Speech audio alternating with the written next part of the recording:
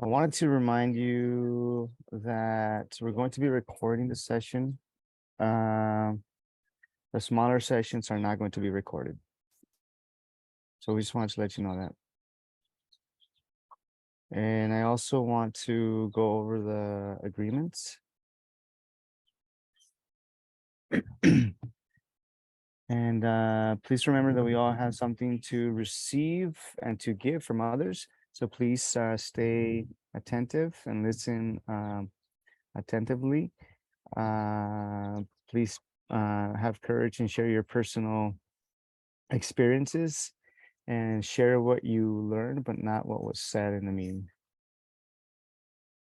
So again, my name is Rocio Sanchez, and I am a community health worker for C2C, and I'm going to pass it on to Diana. Good afternoon. My name is Diana Valadez. I'm a coordinator for Promotoras, and I'm going to be helping today in this workshop.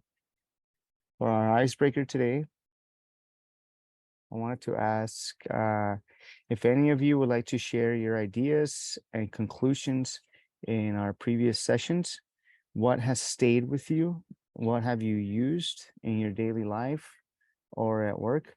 And please feel free to leave your answer in the chat. And we would like if at least 2 people would like to share. And then for everyone else, if you could just write it down in the chat. Anybody who would like to share right now? You just have to open up your microphone and that's it. And if anybody needs the question to be repeated, I can do that.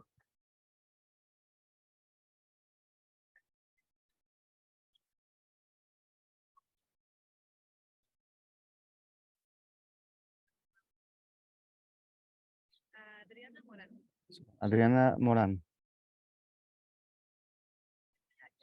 What has stayed with you from our previous conversations? What have you used in your daily life at work or at work?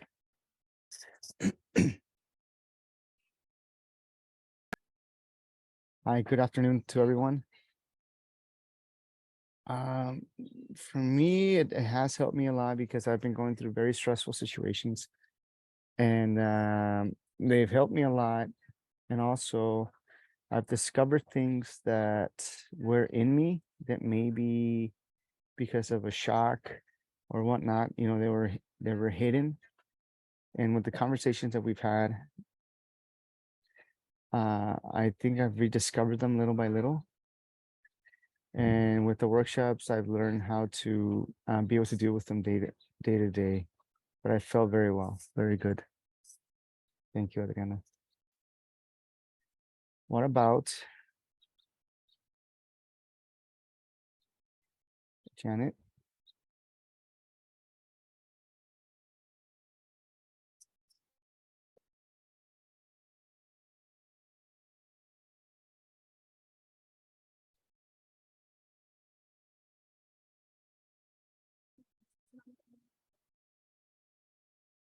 It's helped me a lot on how to, you know, deal with other people. It's helped me with the stress, and I've learned a lot of things. Thank you, Janet. And we continue to invite all of you if you want to write down your answers in the chat. Thank you, and welcome to this new workshop. Go ahead, Allison.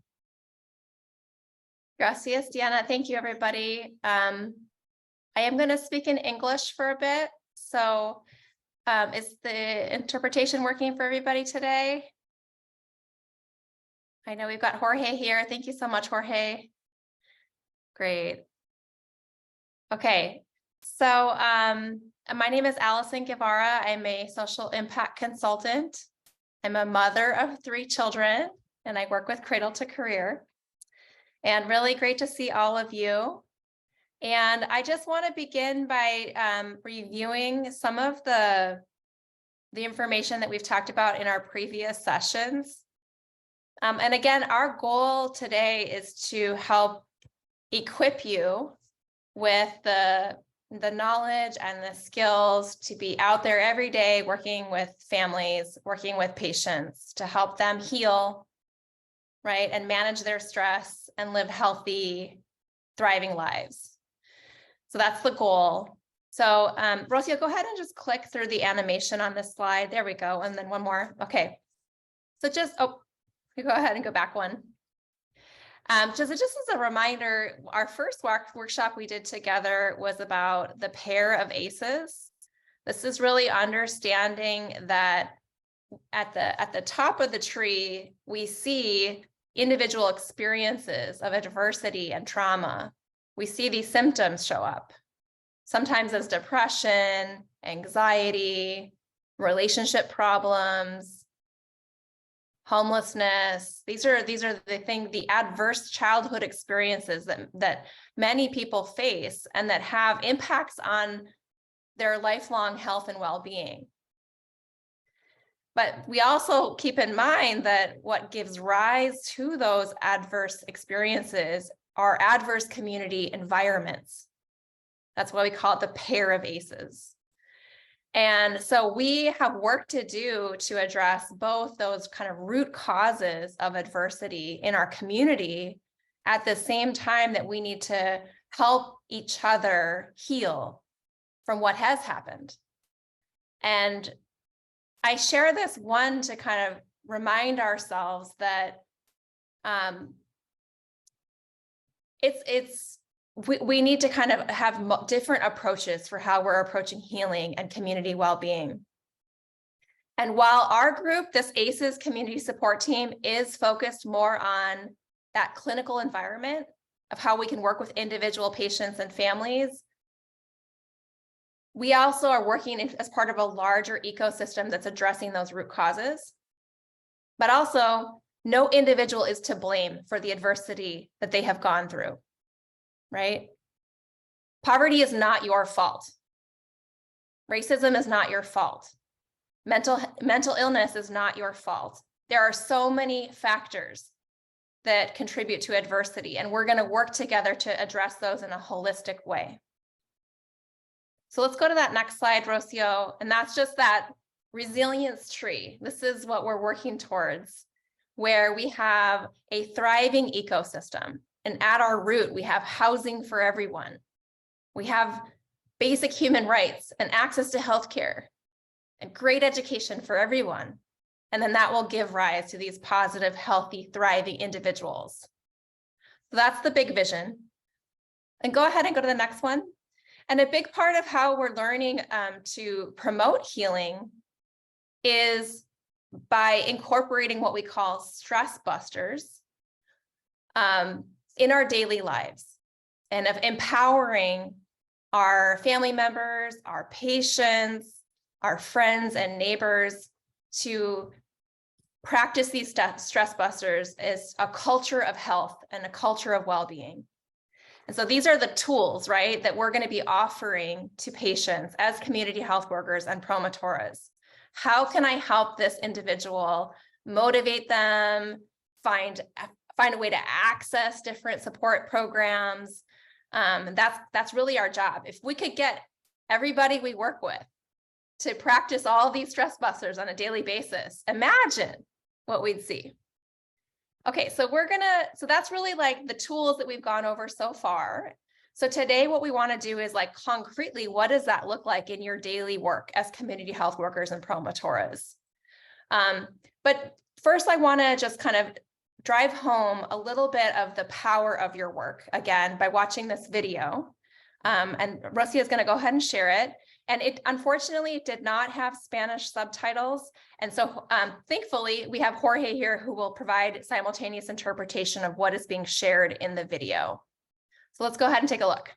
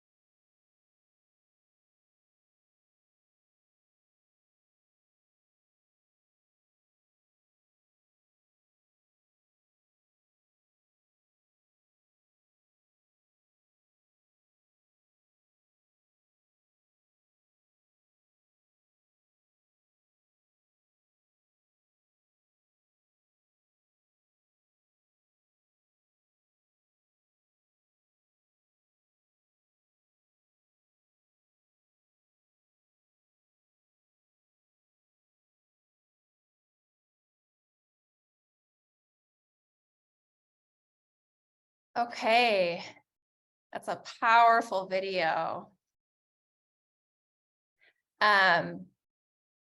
Two of the things that I just want to really lift up from that video is that line where Dr. Nadine Harris Burke says, you weren't broken, you were injured, right? And we can heal from injuries. So I think that is such a message of hope that we can keep sharing with everybody we work with who's faced adversity.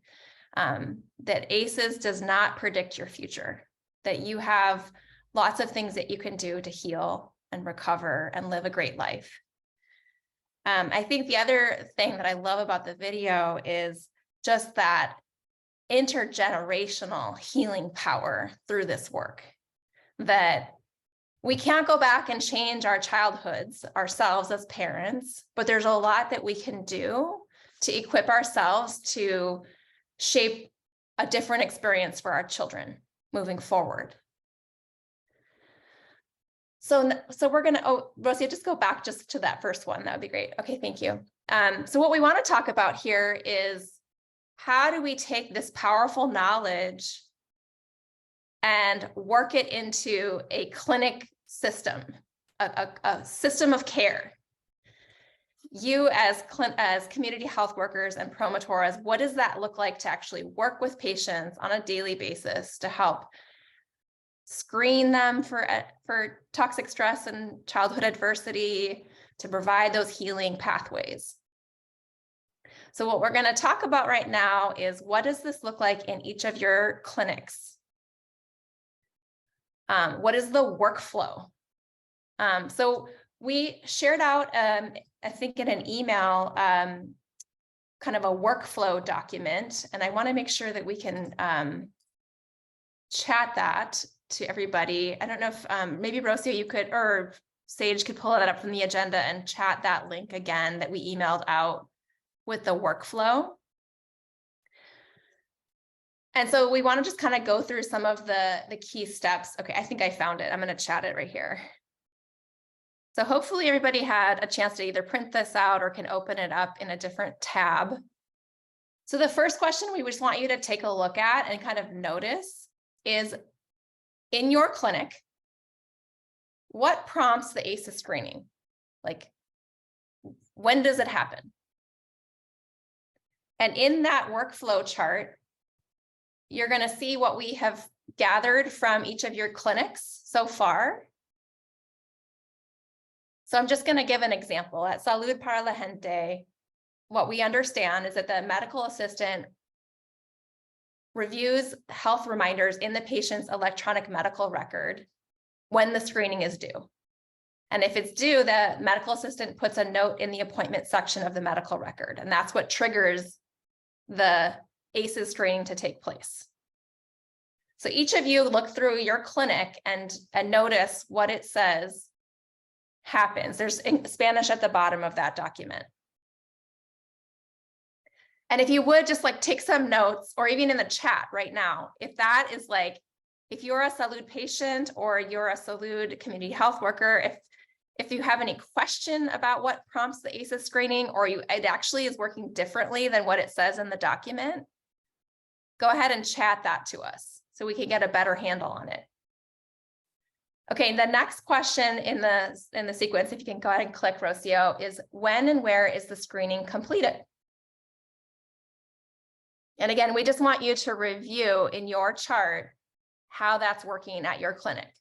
We don't have time to go through every single clinic, but I'll just say for example, Santa Cruz Community Health, they've told us that the front office informs the patient they are due for screening upon check-in. They ask permission to conduct the screen and hand out the paper form to complete the screening. And during the visit, the medical assistant asks the patient their total score and enters their ACEs score into the electronic health record. All right, so next question in the workflow is, who discusses the result of the screening with the patient and helps determine the next steps?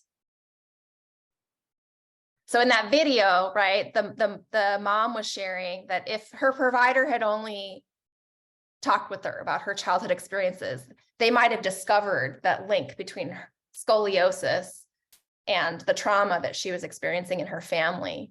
So these are really powerful, important conversations that are happening with the provider at each clinic. So we're just trying to get a better handle on how does that happen in each of these clinics. So I'm just going to share again an example of what we heard in the county health clinics. We heard that the clinician reviews and discusses the results with the patient or family and signs referrals if they feel like it's appropriate. The community health worker referral will happen if it's the same day contact needed. The clinician will place an order for the CHW to follow up with that patient. And they have some other steps in there. So just go through and read that. And again, notice, is that really what's happening? Do you have any questions about what's happening? Are there any ways that that process could be improved? Okay, so let's go to the next one. Just wanted to kind of find out, in terms of the flow of information in your clinics, do community health workers have access to electronic health records? So that this is a big part of where all this information is going to live. And so there's a couple of clinics who are not sure or it's pending. A couple clinics you already have access to the electronic health records. That's the county clinics and the doctors on duty. Okay, next question.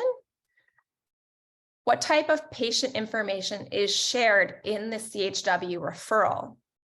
So if up until now, right, as a CHW, you might not have been part of the screening process. You weren't necessarily there when the provider had that first conversation with their patient, but you're being asked to step in and help this patient.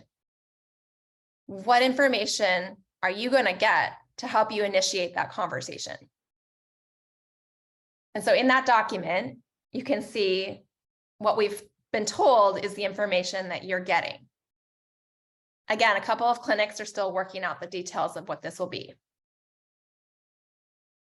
So think about, is this the information that you need? Is this what you're actually getting? Okay, let's go to the next one.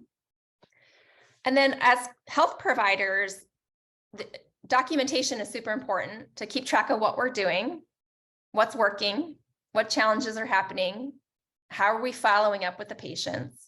And so we will also ask the clinics to tell us, what documentation do you need to complete as a community health worker?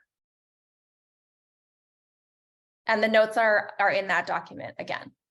So for example, at the county clinics, there's a case management note for each patient, and you have to write down a list of all the patients that you've assisted. Most of the other clinics is still figuring out what documentation is required. And then finally, the next question is, what do community health workers do after the provider referral is made? So what actually happens? They made a referral to you, then what? So for example, doctors on duty said that the community health worker follows up with patient to assess current need and assist with connecting with resources. The workflow in development. Okay, so again, we're a little ahead of the game in asking these questions because there's going to be a lot more detail, I think, developed with time. So if you want to just go to the next slide, Rocio, I guess we just wanted to share this with you to make sure you felt aware of what the plan is in each of your clinics. And just ask you if you have any reactions to these workflows based on what you've seen. So first of all, does this workflow match your reality? Is this what's actually happening in your clinics? Or is there something that's different? And I'll just pause there and feel free to unmute yourself and chime in.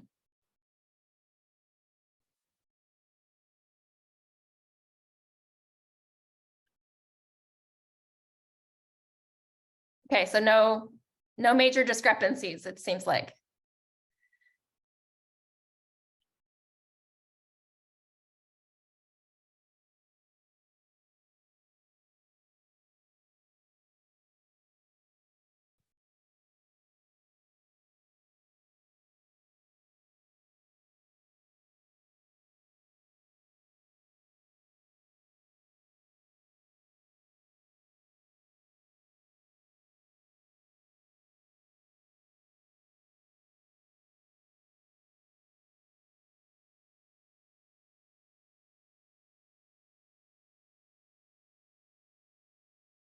Great. Thanks, RC. That's really great to hear. I heard you say something about warm handoff also. Yeah, can you talk a little bit more about that?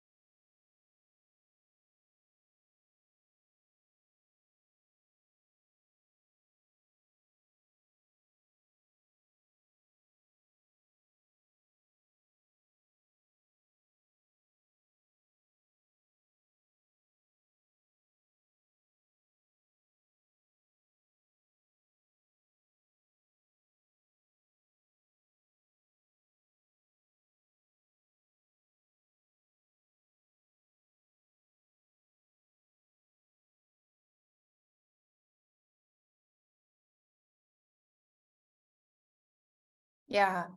Well, thank you so much for that very concrete example, RC. So it sounds like that warm handoff, having the opportunity to come into the room with the patient right after they had completed the screening, and just right then and there, provide that opportunity for him to share his story, to just do that active listening.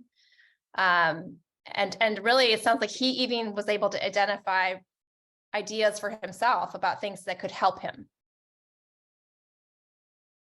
That's great.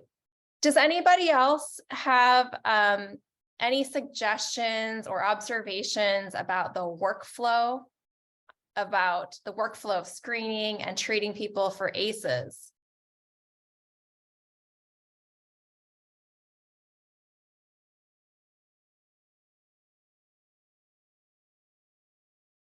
Okay, you can come back to it or chat it later. We are going to go deeper into this later with some case studies and doing a little bit of role play. So for right now, what we're going to do is we're going to take a little stretch break. And then when we come back, we're going to kind of go more into the part about helping patients, and I kind of connecting them with the different supports and stress busters that might help them. That will be what we do after our 2-minute stretch break. So we want you to all take care of yourself, get a deep breath, get some water, and we'll see you in 2 minutes.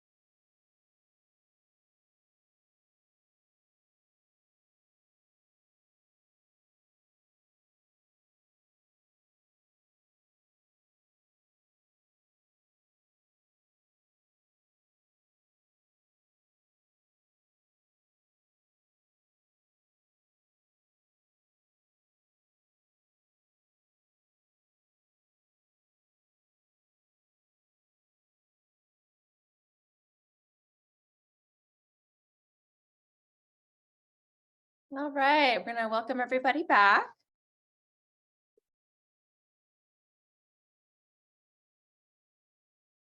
And I'll pass it to you, Rocio.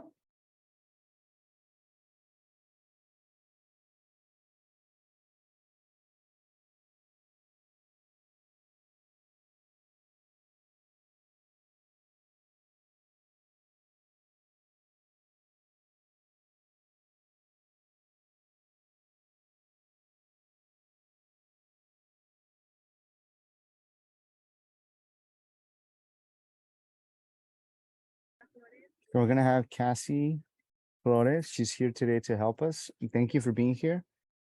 So we're gonna have 10 minutes of questions for her. Cassie, if you want to introduce yourself.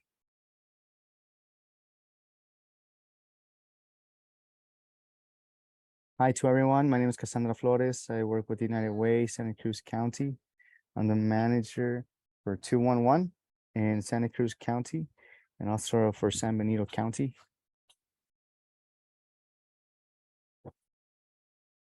And I'm very happy to be here. Thank you for allowing me a space to communicate to you about 211 and how it is that we can how we can help you in this new program that's emerging.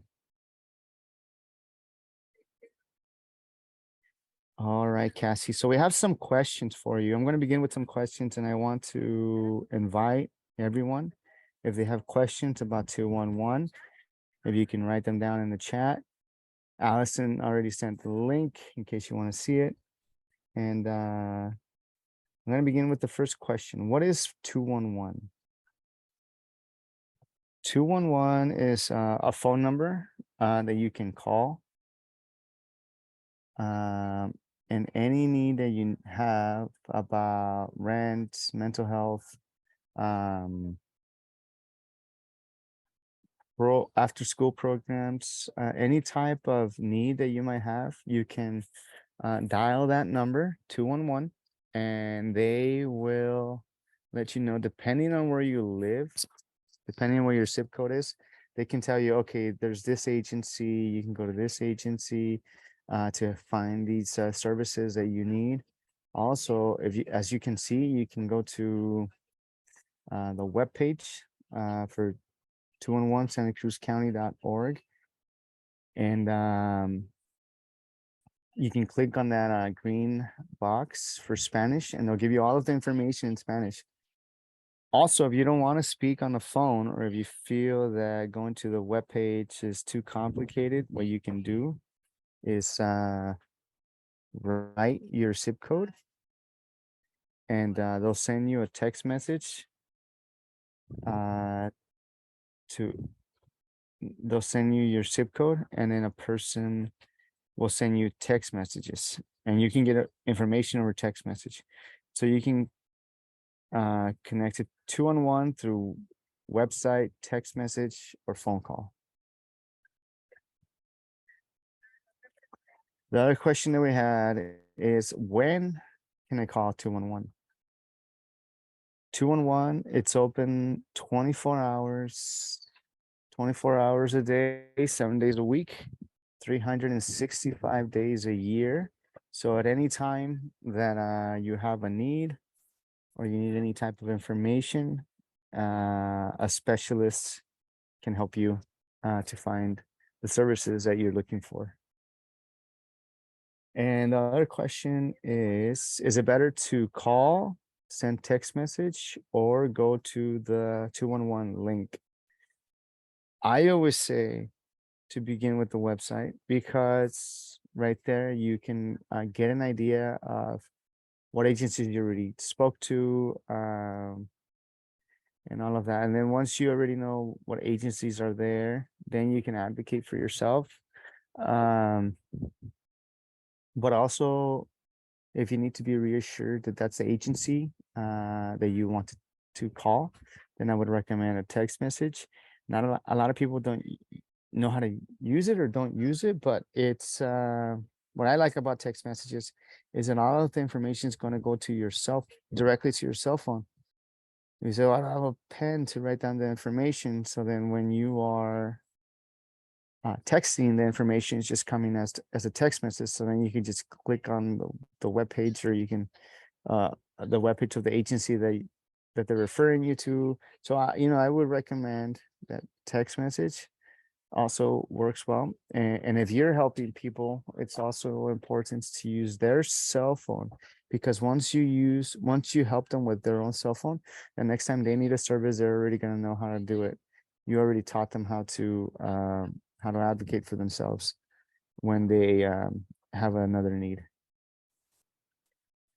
Thank you. So with everything that you just said, so if I'm a community health worker or promotora, can I call on behalf of somebody else using theirs or my cell phone?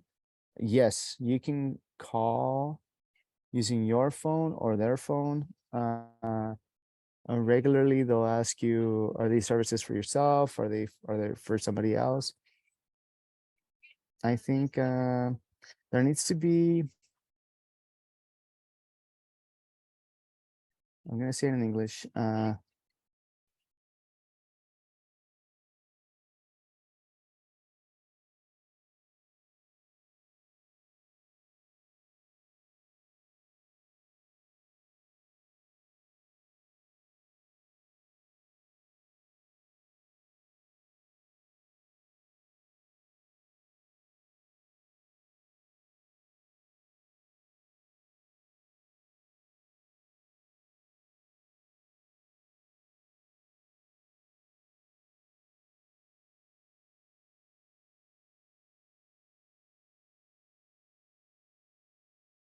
So if people have any other type of need besides stress busters, then they can call or contact 211 and you'll be redirected.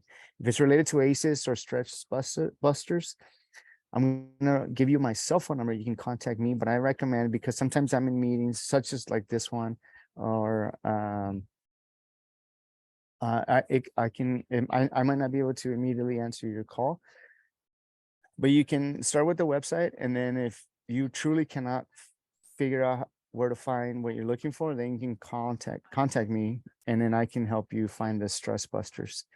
And then I can put my phone number on the chat. And it's my personal number, so please don't share it too much. But it's the one that's here in this page. It's 831-316-43110.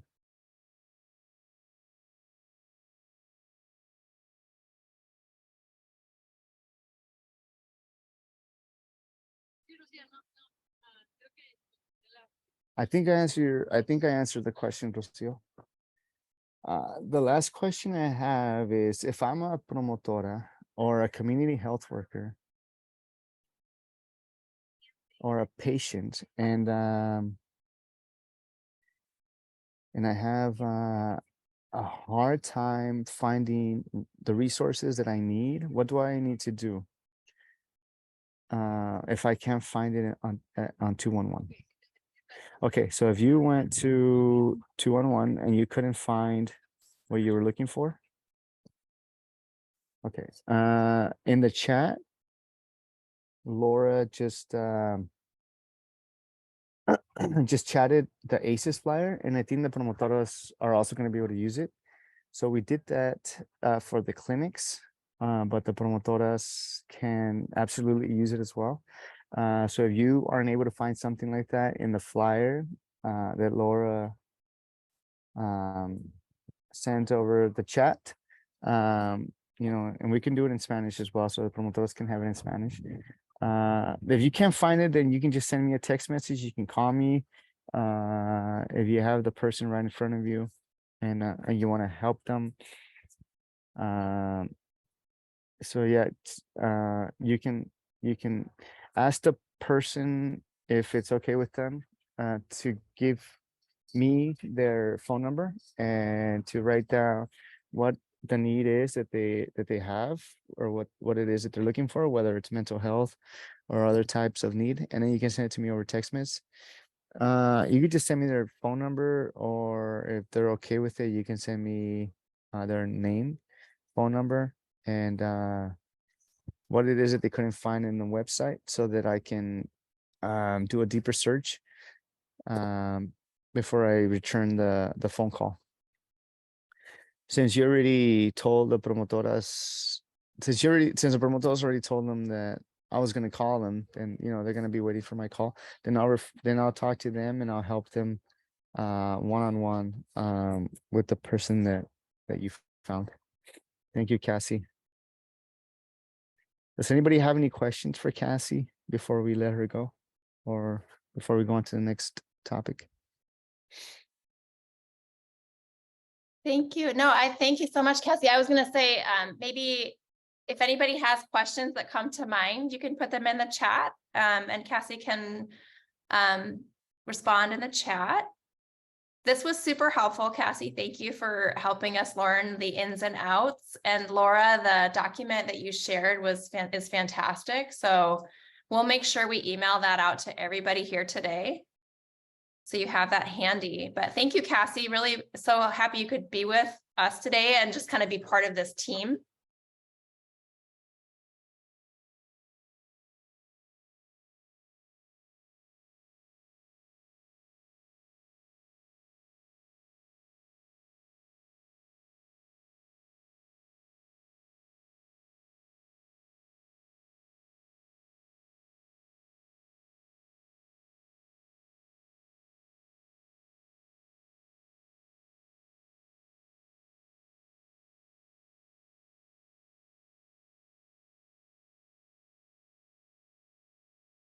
Great.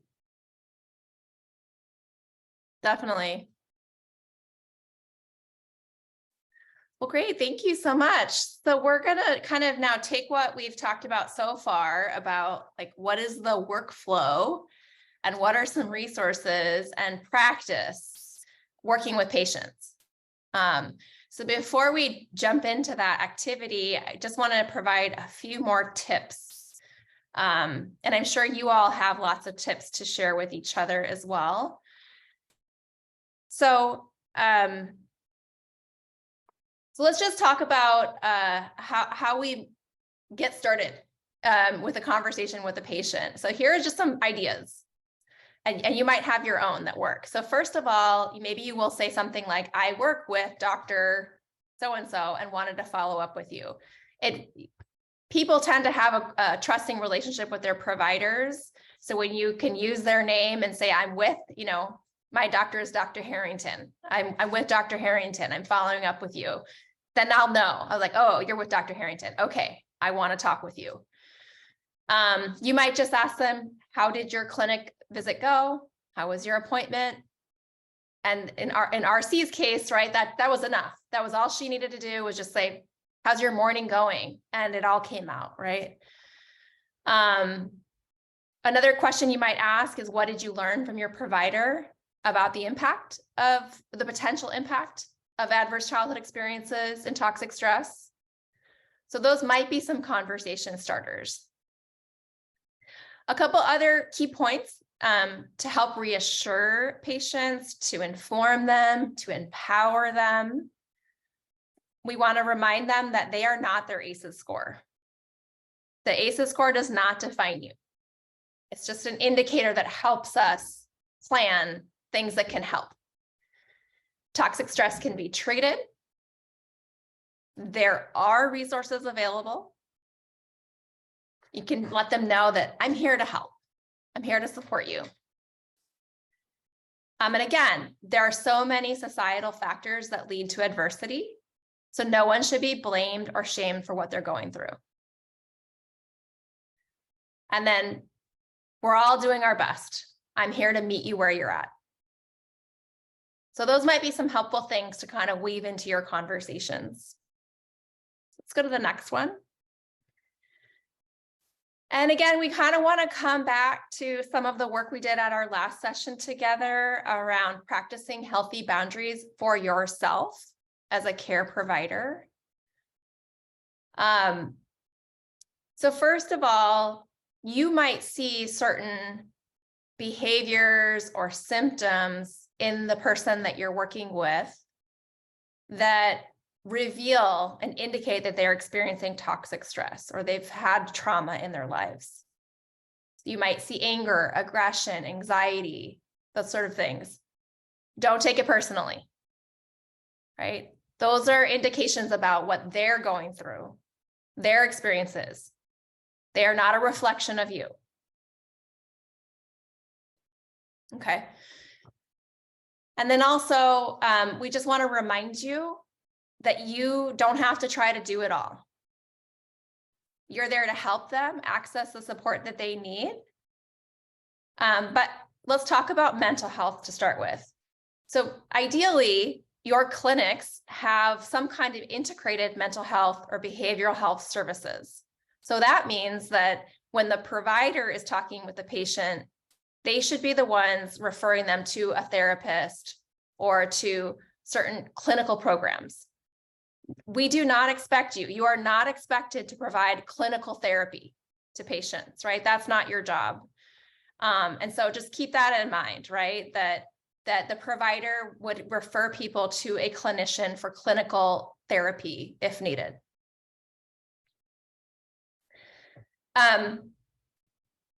And again, just a reminder to meet people where they're at. You might be working with people who are not totally ready to transform their lives and start doing meditation every day and, going to the gym every day or joining a support group. It's okay to begin with baby steps. I remember that in our last workshop, Dr. Lisa Gutierrez-Wing talked about one of the first baby steps people might be ready to start with is just getting a little more sleep. That might be where you begin. So again, just kind of keeping those things in mind so that you can sort of manage your expectations for yourself, manage expectations for the outcome that you're going to see on any given day. All right. So with that, I'm going to pass it to Deanna to give an explanation of what we're going to do next.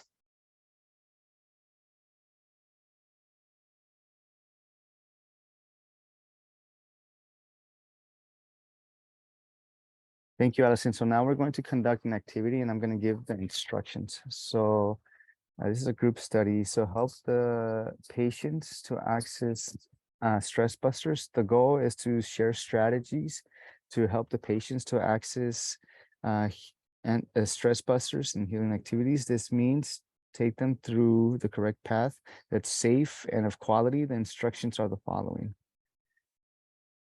Designate for the role play, we have 15 minutes. And number one, designate one person in your group to read your scenario out loud. So that scenario is going to be provided in a little bit in the groups that Sage is going to do. Number two, designate one person to role play the CHW and another person to be the patient. Number three, take 2 minutes to quietly prepare and think about your questions. The patient should review the additional information below and be prepared to share it during the role play.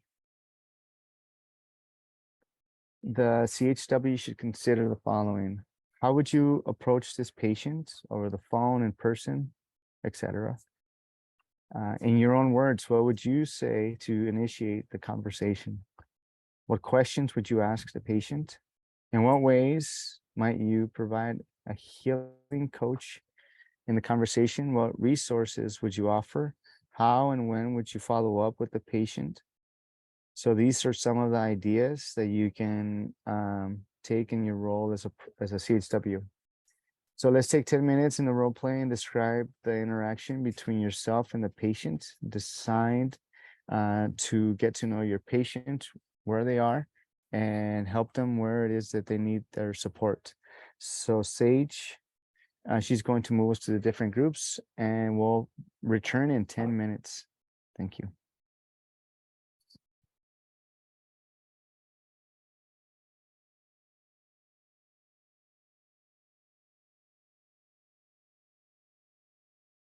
Hear from two people. And the questions are the following. Is there anything that you felt that you need to be better prepared? And what was most useful in your interaction? And everybody else can write their responses in the chat. But the questions are, again, is there anything you felt like you needed to be better prepared? And what was most helpful in your interaction that came to mind during the role plays? So, Sophia, I think you wanted to say something?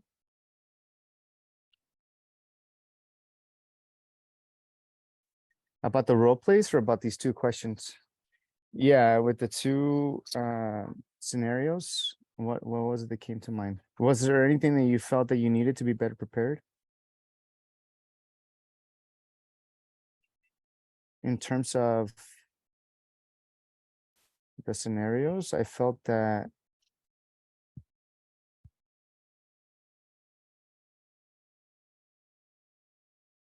I think we got it last minute. Maybe being able to read it and then looking at the notes a little bit before practicing it. So the same thing with the patients. If there are any types of notes beforehand relating to the patient, maybe it would be good to review them before interacting with those patients to be able to think it out a little bit and think about how we can better help them before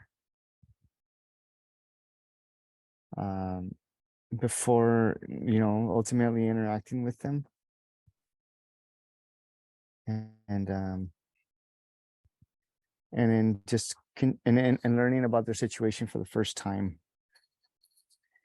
Anybody else would like to share any of their answers to these questions?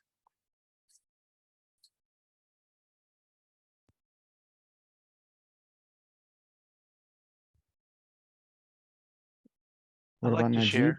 Yeah. I think one thing that came up when we were doing the role play was that it would be really important for the clinician to talk to the patient about, they're going to make a referral to a community health worker or a promotora, right? Because, when I was doing, I was the community health worker in the role play, I was coming from the assumption that when I'm making the phone call, they know somebody's going to be calling them and know that there's going to be some type of check-in, right? If I were to call and the patient didn't know why, that I was going to be calling, and what I would be calling for, then they may not really pick up the phone or say, I'm busy, I'm not interested. So I think that piece is really important for some conversation to happen before a referral is made, and even asking the client, I'm going to be making a referral to a community health worker or promotora, and they'll be, is that okay? So asking permission, because then when the community health worker, the promotora calls, the patient is ready to have a conversation. Could be a short conversation or it could be a longer conversation, but they already have some expectation that a phone call is coming. So I think, and then, I think that piece is going to be really important in terms of workflow.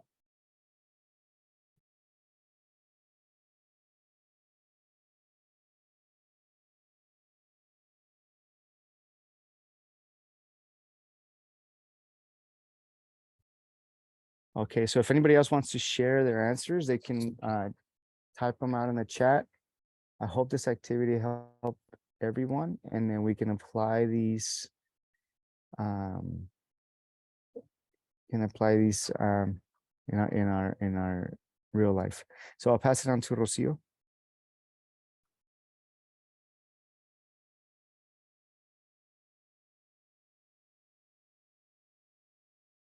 So we're going to take a minute right now to fill out the evaluation form for the workshop. I think we're gonna send it through chat. And I also wanted to say that if you could jot down in the agenda,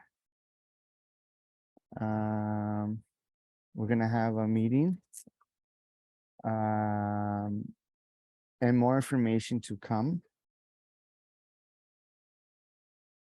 And also we have our ACES meeting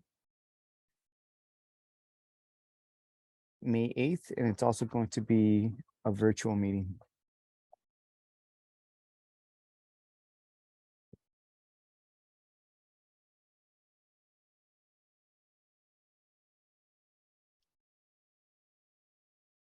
Was everybody able to access the evaluation link? Todos pudieron accesar el link de la evaluación. Oops, sorry. Todos. Great.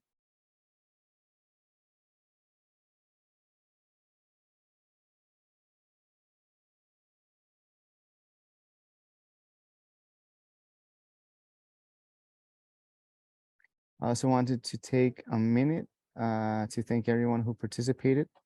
Thank you for taking your time for being here. We learned a lot during this time about being resilient and helping one another. So thank you. You still have time to finish your evaluation, your poll. And I just want to thank everybody as well for Quiero agradecer a todos también. Jorge, I think there you go. For your courage and in doing that role play activity. I know that sometimes can feel funny to pretend, but I know in our group it was really powerful, and we were able to like get a lot of insight into what would make a successful interaction with a patient who's experiencing toxic stress. I also want to give a big thanks to Laura Wishart from HIP, who helped to develop those case studies and also the workflow document. It's a lot of information to put together, and it really helped us today, I think, with our learning. So thank you, Laura, so much for doing that. All right, well, we wish you all well. We'll see you again on May 8th, and we will keep you posted with more information about the May 24th meeting as well.